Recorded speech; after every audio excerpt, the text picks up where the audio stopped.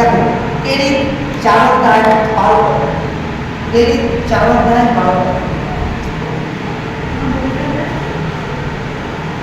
মার চোখ পেতে এই 4 অধ্যায় 12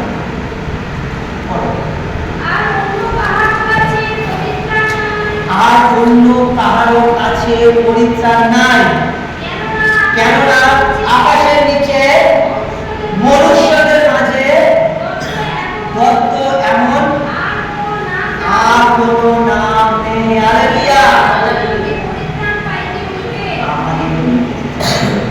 বলছে এমন আর কোনো নাম নেই যে নাম আমাদেরকে পরিত্রাণ দিতে পারে, যে নাম আমাদেরকে অনন্ত জীবন দিতে পারে।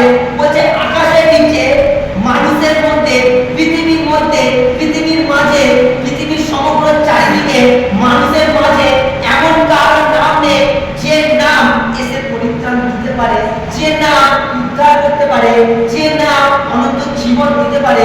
সেই নাম হচ্ছে হালেলুয়া। সেই নামে উদ্ধার আছে, সেই নামে মুক্তি আছে, সেই নামে অনন্ত জীবন আছে, সেই নাম হচ্ছে প্রভু যিশু। হালেলুয়া। দেখো এর 16-31 পদ, এর 16-31 পদ।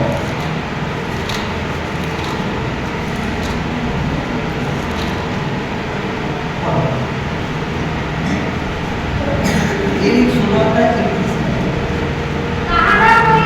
তারা কইলেন তুমি এবং তোমার পরিবার প্রভু যিশুকে বিশ্বাস করো, हिंदी में बोलो। उन्होंने कहा प्रभु यीशु मसीह पर विश्वास करो तो तू और तेरा घराना उद्धार पाएगा। এখানে দুটো ব্যক্তি ছিল, যে দুটো ব্যক্তি প্রভুর প্রচার করার জন্য তাকে কারাগারে বন্দী করা হয়েছিল, তাকে জেলে, তাকে শেকল দিয়ে তাদেরকে বেঁধে রাখা হয়েছিল। এইবার তারা কি করছে, জেলে কি করবে, তারা ঈশ্বরের প্রশংসা করবে। তারা কোনো জাগতিক গল্প করেনি, তারা কোনোদিন বলেনি যে কখন ছাড়া পাবো, ছাড়াতে আমরা এই কাজ করবো, ছাড়াতে ওই কাজ করবো। তারা জেলে বসে শেকল বন্দী অবস্থায় তারা ঈশ্বরের প্রশংসা করেছিল, ঈশ্বরের আরাধনা করেছিল, ঈশ্বরের গৌরব করেছিল। যখন ঈশ্বরের আরাধনা করে, ঈশ্বরের প্রশংসা করে, বলছে ভূমিকম্প শুরু হয়। যখন ভূমিকম্প শুরু হয়, বলছে দেয়ালের, বলছে জেলে এক একটা প্রাচীর ভাঙতে শুরু করে। যখন জেলে এক একটা প্রাচীর ভাঙতে শুরু করে, তখন জেল রক্ষক দৌড়ে এসে দেখত যে পুরো মানে যাদেরকে আটক করে তারা পালিয়ে গেছে কিনা, যারা চোর বদমাশ যারা ছিল তারা পালিয়ে গেছে কিনা। কিন্তু দেখছে সবাই পালিয়ে গেছে।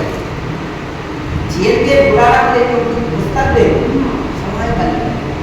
যখন দেখছে ভূমিকম্পতে জেলের সমস্ত কিছু প্রাচীর, সমস্ত কিছু আরাধনার প্রশংসাতে সমস্ত কিছু ভেঙে গেছে, তখন জেলের যারা কয়েদিরা ছিল সবাই